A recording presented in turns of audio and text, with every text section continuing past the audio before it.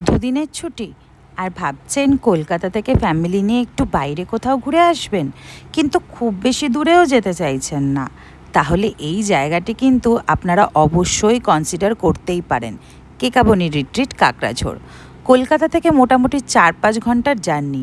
আর আমাদের এই ট্রিপটা ছিল একেবারে ফ্যামিলি ট্রিপ। সঙ্গে ছিল আমাদের ছোট্ট 4 মাসের কিট্টুও। যাত্রাপথটাও কিন্তু ভীষণ সুন্দর। শহরের ব্যস্ততা পেরিয়ে যত এগোবেন ততই দেখতে পাবেন গ্রামের পরিবেশ, খোলামেলা রাস্তা আর চারপাশে সবুজে ভরা প্রকৃতি। আর কাকড়াঝোড়ে পৌঁছানোর পর তো মনে হবে শহর থেকে সত্যিই অনেক দূরে চলে এসেছি। চারিদিকে শুধু সবুজ, বিশাল বিশাল শাল গাছের জঙ্গল, পাখির ডাক, এমনকি মাঝে মাঝে ময়ূরের আওয়াজও শোনা যায়। পুরো পরিবেশটাই ভীষণ শান্ত, নিরিবিলি আর রিফ্রেশিং। আমরা যে রুমে ছিলাম সেটাও বেশ স্পেশিয়াস। বড় কমফোর্টেবল বেড, পরিষ্কার পরিচ্ছন্ন রুম, এসি, গিজার, প্রয়োজনীয় সব কিছুই রয়েছে।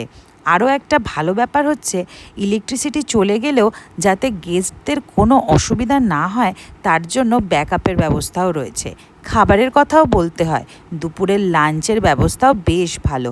ভাত, ডাল, বাঙালি রান্না সব কিছুই পাওয়া যায়। চাইলে চাইনিজও পাওয়া যায়। আর বিশেষ কোনো কিছু খেতে চাইলে আগে বললে সেই অনুযায়ী রান্না করে দেওয়ারও ব্যবস্থা আছে।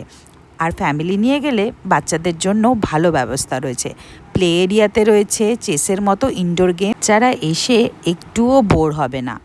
আর যদি রিসর্টে কিছুটা রেস্ট করার পর আশেপাশে একটু ঘুরতে চান, তাহলে কাছেই রয়েছে ঘাগরা ওয়াটারফল। বিকেলটা সুন্দর করে কাটিয়ে সেখানেও ঘুরে আসতে পারেন।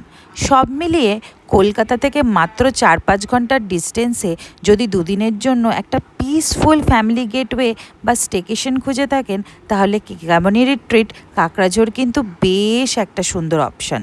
বিশেষ করে যারা শহরের ব্যস্ততা থেকে দুদিনের জন্য একটু সবুজ, শান্ত আর নিরিবিলি পরিবেশে ফ্যামিলি টাইম কাটাতে চান, তাদের জন্য এই জায়গাটা ভালো লাগতে পারে। তাহলে আমরা তো চলে গেছিলাম ছোট্ট একটা ফ্যামিলি ট্রিপের জন্য, তাহলে আপনারা আসছেন কবে?